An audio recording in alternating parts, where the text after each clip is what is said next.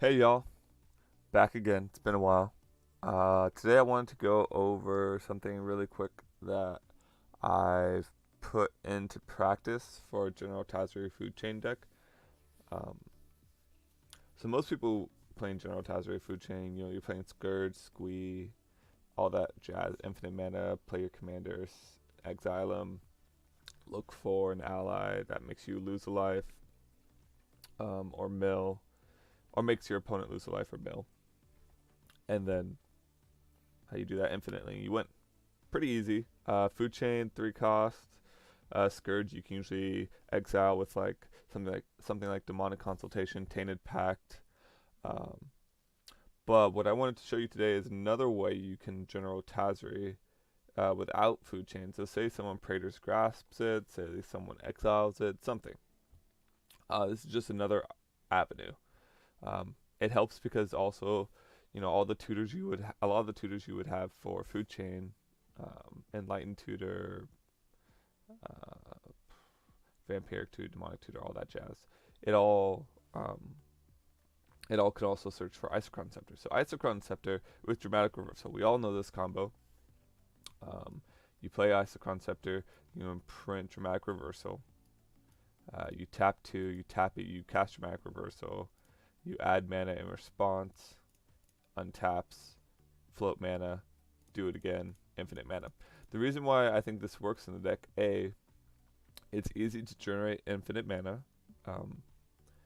because normally you're going to be playing lots of creature mana and really low cost, all your good artifact mana, like Chrome Mox, Mox Diamond, Mana Crypt, Mana Vault, all that jazz. Maybe not Mana Vault, depending on what you like, but so I think you're normally going to be able to do this infinite mana. Um, so that said, what do you do once you have it? So you have infinite mana, you play your commander, right? Okay, commander's out, search for an ally. So the ally that makes this all possible is this card, Jwari Shapeshifter. You may have Jwari Shapeshifter enter the battlefield as a copy of any ally on the battlefield. So what are you going to do? You're going to have it enter the battlefield, of course, as a copy of General Tazri, the only other ally on the field. So then you'll have to sack General Tazri to the command zone. And then, of course, Jwari will let you look for an ally. You can look for the ally that lets you mill. You can look for the ally that makes them lose life. It doesn't really matter on that part. So you look for an ally, you play him. Now what do? With your infinite mana, you cast your commander. You sack him to the legend rule. Cast your commander. Sack him to the legend rule. So you see where I'm getting at here. It's the same thing. You're pretty much doing food chain. However, you're only adding 3 cards. 3 cards is all you're adding. And if you want, you probably already have Swan Song in the deck. You can also add Copy Artifact. That way, if push comes to shove, you can always do Isochron Scepter, Dramatic Reversal with Copy Artifact. Now that being said, I don't know how many of you know the Copy Artifact combos, so let me pull out a Swan Song. So, and I just learned about this one yesterday, so that's why I'm gonna explain it, because I feel like it's useful. So you have your Isochron Scepter. Let's just pretend that this command tower, it's not, actually, can I copy this? No. Let's just pretend the command tower is a dramatic reversal or an Isochron Scepter. So you have both of these out, or one more time. Let's pretend the command tower is a copy artifact. So you have enough mana. So what you'd have to do is you have to be able to cast a spell from your hand that is counterable with Swan Song. And so this is the way it stacks. You play your spell. Let's say I play Ad Nauseam. So Ad Nauseam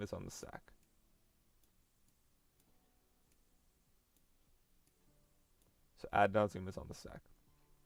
I then tap 2 mana, tap my copy artifact to play Swan Song. With Swan Song still on the stack, I tap 2 mana. Now this could be after you already have infinite mana with your dramatic reversal. That's probably the best way to do it. But so then I use my infinite mana, tap Isochron Scepter to in response to the Swan Song being placed on the stack. So then the Swan Song copy artifact will untap, the Isochron-Scepter will untap because you'll let that resolve. Now you have the Swan Song on the stack and you have the Ad Nauseam on the stack. What you do is you tap mana again for the copy artifact, you cast Swan Song countering your original Swan Song. Then in response to that, you simply untap both things, and then you let the second Swan Song resolve, countering the first Swan Song. Then the Ad Nauseam is back on the stack alone. When that happens, you once again go to counter it. So pretty much what you're doing is you're trying to counter your Ad Naus, and then in response countering the counter to your Ad Naus, which will still essentially give you a 2/2 bluebird, allowing you to have infinite 2/2 bluebirds. Now, these two combos right here, the Isochron-Scepter and the Jwari Shapeshifter and the Dramatic Versal, that's 3. That is 3 cards you're adding to your deck. Reason why I think it works. Reason why I think you should make those 3 slots. Dramatic Reversal can easily, if you're playing out an early hand with like a Soul Ring, a couple Mana Dorks, Mana Crypt, a couple Mana Dorks, what have you. And turn 2, you see like, hey, you know, I could net myself some mana with the Dramatic Reversal. There you go. It doesn't have to necessarily go for the combo. It can be like a Dark Ritual. You know, it could just be like a temporary mana upper for that turn. Secondly, Isochron-Scepter gives you a second win con in case your food chain gets rid of. And it also allows you to add Copy Artifact, which gives you a third way to win. So that's a 4 slots to add 2 combos that back up your original, one of them backing up very well with the Isochron-Dramatic versus Jwari, and then the Copy Artifact backing up because you already have Swan Song. And if you're going to add those 3, you might as well, if you're going to, at least if you're going to add the Isochron-Scepter Dramatic Reversal too, you might as well add the Copy Artifact because you're already running Swan Song, so it's 1 card more to still get that combo. Yeah, so that's my opinion. This is just something I wanted to show you guys in case anyone plays General Tazri and they're looking for some redundancy. You know, I'm a big advocate for having redundancy in your deck, having multiple ways to win because you can't always focus on one. You never know what's going to happen in the game. So that's it. If you guys have any, for anyone who may or may not watch this, if you guys have any questions or any tips for your General Tazri deck, let me know. I've been trying to work on the new food chain commander that just got released and spoiled, but let me just put it this way.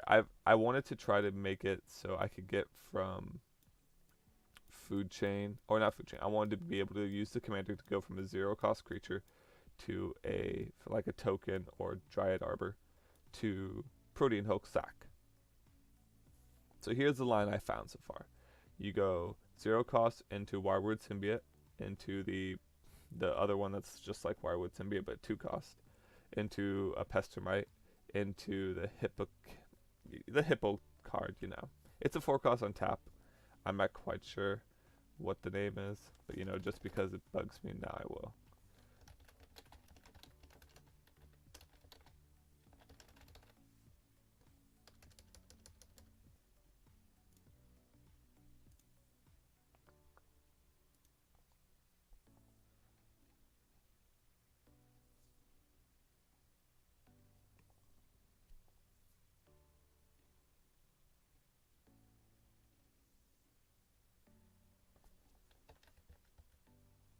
Okay, here we go.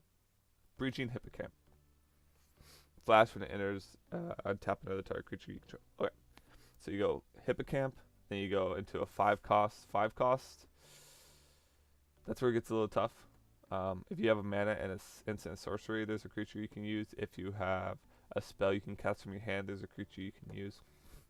So assuming you have those 2, that now changes it to where you have 1 mana, a spell, instant sorcery in your grave, to be able to do this plus a 0-cost creature. Not too bad. Or a spell in hand. So not too bad. So then you go 6 to Woodland Bellower. You then use Woodland Bellower to get Bounding Crisis. You then sack Woodland Bellower. Now you've got Hulk. You've got Hulk. But the problem I'm finding is I can't sacrifice the Hulk. I've tried. I just can't find a line. Because what you end up with is you end up with your commander tap this guy and Hulk out. And that's it. So unless you already have a sack outlet, you just can't do it. Or if you have something that untaps in your hand. So if you have stuff like that, like if you have instill energy, which I don't know, most of you probably know what instill energy is. Boom. So instill energy. If you have something like that, if you have a spell that untaps stuff, things like that. Now it's going to require a little bit more mana, a little bit more setup, but it is possible. But yeah, if you're trying to go straight from 0 to Hulk, you just can't do it. At least as far as I know. Maybe smarter people out there can find something I don't know. But that's just that. Anyways, that's just a quick little snippet on this new commander I've been trying to work out, but haven't had any success with. But that's it for now. Hope you guys all appreciate the General Tazri hint. Maybe some of you knew it already. If you guys have any cooler ones, please let me know. And that's it. I'll be logging out for now. Have a good day.